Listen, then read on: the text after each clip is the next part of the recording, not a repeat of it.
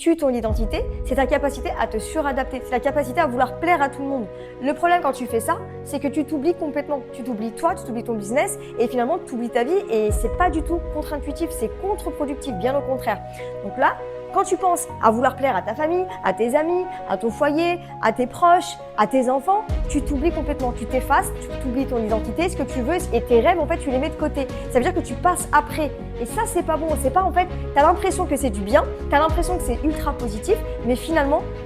c'est nuire en fait à ton identité, c'est nuire à ta personnalité, nuire à ta personne. Alors que finalement ce que tu veux être, tu le mets de côté, c'est comme si c'était pas important. Il faut vraiment que tu trouves une organisation optimale pour oui, tu peux faire plaire à tes proches, je ne dis pas de pas leur faire plaire, de leur plaire, mais par contre, il faut vraiment aussi penser à toi, à tes objectifs, tes rêves, tes ambitions, ce que tu as envie de devenir. Si tu as envie d'être une femme libre, si tu as envie de développer ton activité, si tu as envie de mettre en avant tes valeurs, tes objectifs, tes rêves en fait, tout simplement, tu dois absolument être organisé pour pouvoir concilier tout ça et vraiment assumer pleinement ton identité, ton leadership, ce que tu as envie d'être comme femme et assumer pleinement jusqu'au bout. Tu n'as pas à avoir honte de tes ambitions, tu n'as pas à avoir honte de tes rêves et tu n'as pas à te cacher et tu n'as pas à mettre les autres en avant pour toi. Bien au contraire, plus tu mettras en avant toi, plus tu seras qui tu es, plus tu pourras servir les autres.